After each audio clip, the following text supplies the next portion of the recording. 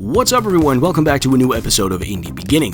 This week we'll be taking a quick look at Hacknet, a hacking simulator that uses real Unix commands to control the game, as well as teaching you the basics of running a text-based operating system.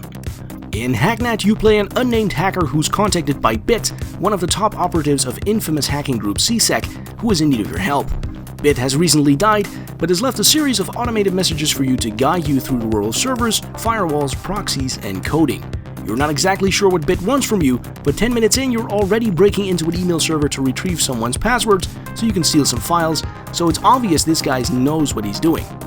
The interesting thing about Hacknet is the way you control the game, where most games that feature hacking in some way choose to represent the game world in a stylistic, almost artistic way. In Hacknet, you'll be using your command console 80% of the time to input commands and read the results of your input.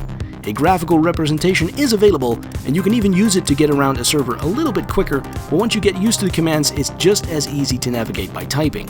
Hacknet uses real-world OS commands to get around file servers and systems, so a little bit of knowledge about getting around in that way is always good, but the game does a good job of explaining all the commands you need during the tutorial.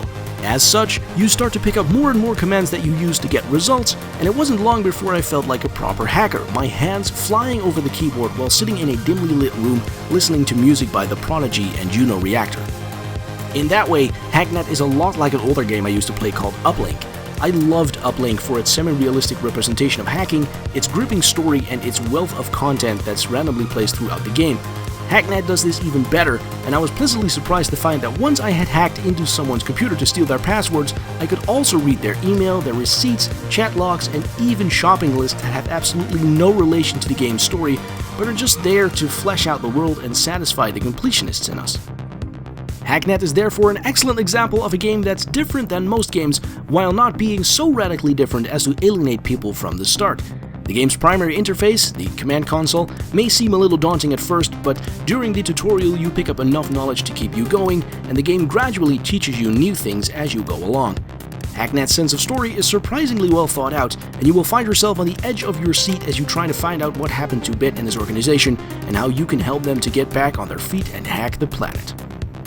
Hacknet is available on Steam for $10, €10, and £7. That's all for this week's episode of In the Beginning. Stay tuned for new episodes every week. If you happen to like indie games as much as I do, make sure to subscribe to the channel or like the video if you want to support me.